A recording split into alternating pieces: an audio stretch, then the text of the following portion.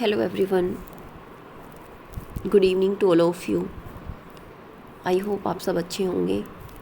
अभी तक last classes में हमने जो है थर्मोडाइनमिक स्टेबिलिटी क्या होती है और काइनेटिक स्टेबिलिटी क्या होती है ये हमने पढ़ा था और हम फैक्टर्स डिस्कस कर रहे थे। तो हमारा जो नेक्स्ट जो पॉइंट है वो है factor affecting stability of metal complexes.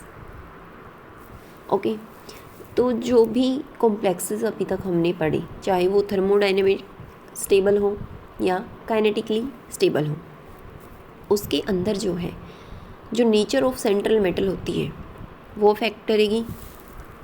Nature of ligand, एक होता है आपका चिलेट इफ़ेक्ट, जो हम आगे स्टडी करेंगे कि चिलेट इफ़ेक्ट होता क्या है, और कुछ और फैक्टर्स भी हैं जो हमारी स्टेबिलिटी को अफेक्ट करेंगे।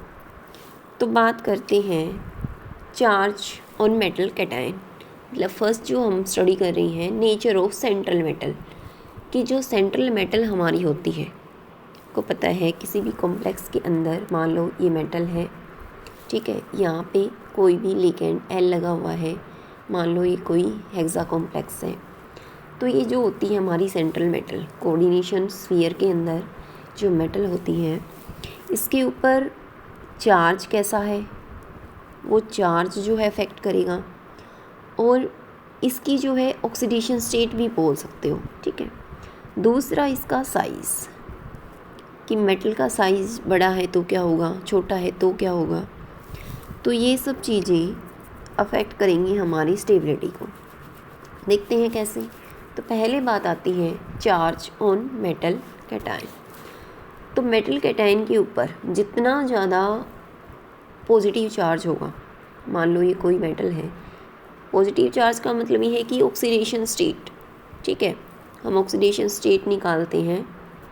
अगर आपको ऑक्सीडेशन स्टेट निकालनी नहीं आती तो आप यूट्यूब पे कोई वीडियो देख सकते हो, और फिर भी नहीं आती तो आप कमेंट सेक्शन में बोल सकते हो, मैं उस पर अलग से एक वीडियो बना दूँगी। तो मेटल के ऊपर जितनी ज़्यादा ऑक्सीडेशन स्टेट होगी, ठीक है, +1 हो सकती है, +2 हो सकती है, मैक्सिमम +7 हो सकती है, जो कि ओस्मियम की होती है।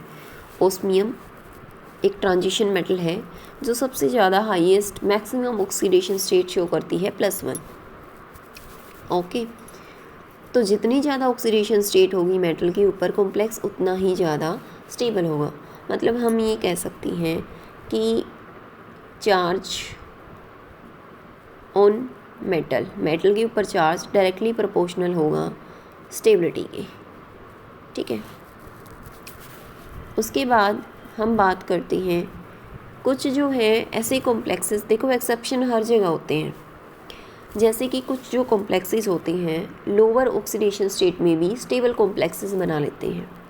जैसे कि आपका CO है, कार्बोनियल जो ग्रुप है, PMe3 है, बाई पिरामिडल है, साइनाइड आयन है, ये कुछ ऐसे आयन्स हैं या फिर ऐसे फंक्शनल ग्रुप्स आप बोल सकते हो हैं, जो कि मेटल के साथ स्टेबल कॉम्प्लेक्स बनाएंगे, ईदर वो लोअर ऑक्सीडेशन स्टेट में है, ठीक है। ऐसा इसलिए होता है जैसे आपका CO ही है, CO के आप यहाँ देख रहे हो पाई ऑर्बिटल है, ठीक है। यहाँ जैसे आपकी ग्राउंड स्टेट में पाई होता है, एक्साइटेड स्टेट पाई स्टार हो जाती है, बॉन्डिंग और एंटी बॉन्डिंग, पाई स्टार को हम एंटी बॉन्डिंग बोल देते हैं। तो जो पाई स्टार का मतलब है, यहाँ पाई स्टार जो है वैकेंट होता है। जहाँ भी लोअर ऑक्सीडेशन स्टेट में भी कॉम्प्लेक्सेस जो हैं स्टेबल बन रहे हैं, वहाँ पर क्या है, आपका वैकेंट पाई ऑर्बिटल है।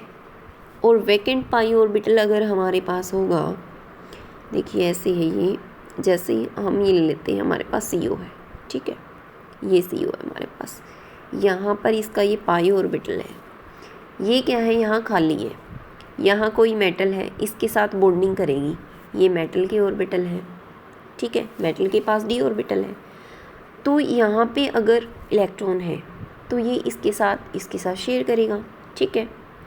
अब क्या होगा, क्योंकि ये जो है वैकेंट है, दोबारा इसको देगा, तो इसको बोलते हैं बैक बॉन्डिंग। तो जहाँ भी पाई ऑर्बिटल वैकेंट होता है वहाँ पाई बैक बॉन्डिंग हो जाएगी, जिसकी वजह से लोअर ऑक्सीडेशन स्टेट में भी क्या होगा, आपका कॉम्प्लेक्स स्टेबल बनेगा। सेकंड बात करते हैं साइज़ की।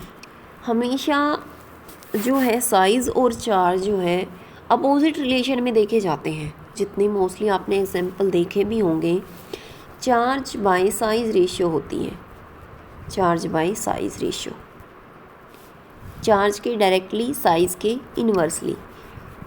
तो जो मेटल का साइज़ जितना बड़ा होगा, देखो एक नॉर्मल डिस्कशन करते हैं, एक कोई साइज़ इतना सा है, दूसरा साइज़ इतना सा है, दोनों सिमिलर से साइज़ है, अगर इनकी ओवरलैपिंग करें तो बहुत अच्छे से हो जाएगी। अब बात करते हैं, एक साइज़ इतना है और एक साइज़ इतना है, एक छोटा है एक बड़ा है, अगर इनकी ओवरलैपिंग करेंगे तो क्या होगा, ओवरलैपिंग ठीक से नहीं होगी। साइज़ जो कंपेरेबल होगा वही ओवरलैप अच्छे से कर पाएगा। अगर साइज़ हमारा बहुत बड़ा हुआ तो ओवरलैपिंग अच्छे से नहीं होगी, मतलब बॉन्ड अच्छे से नहीं बनेगा।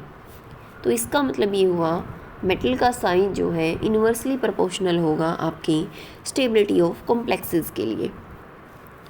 यहाँ पर जो है हमारे केमिस्ट रहे हैं इरविन विलियम, उन्होंने एक सीरीज़ दी थी कि अगर ऐसे ऐसे हमारे पास सेंट्रल मेटल आयंस प्रेजेंट हैं तो उनके अंदर जो ऑर्डर ऑफ स्टेबिलिटी रहेगा वो कुछ इस तरह से रहेगा: barium, strontium, calcium, magnesium, manganese, iron, cobalt, निकल, कॉपर और आपका जिंक।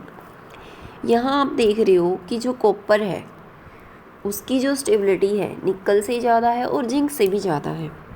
ऐसा क्यों होता है कि कॉपर +2 ऑक्सीडेशन स्टेट में इसकी जो कॉन्फ़िगरेशन होती है 3D10 4s1 होती है। ठीक है, अगर नॉर्मल ऑक्सीडेशन स्टेट कॉन्फ़िगरेशन की बात करें तो कॉपर की जो ऑक्सीडेशन है वो हमारी होती है 3D10 4s1।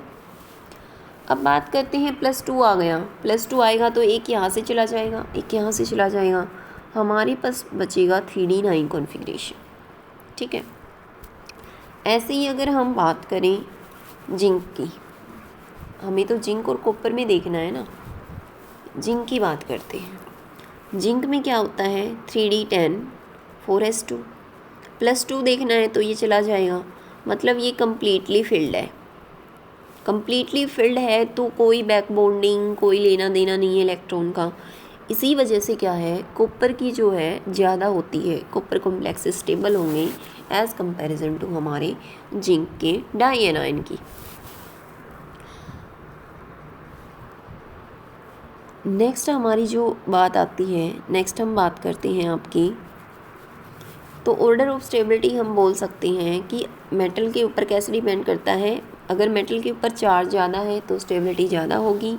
मेटल का साइज़ अगर बड़ा है, ठीक है, साइज़ पे क्या होगी, इन्वर्सली प्रोपोर्शनल होगा। मेटल का साइज़ बड़ा है तो स्टेबिलिटी कम होगी, मेटल का साइज़ छोटा है तो स्टेबिलिटी क्या होगी आपकी ज़्यादा होगी।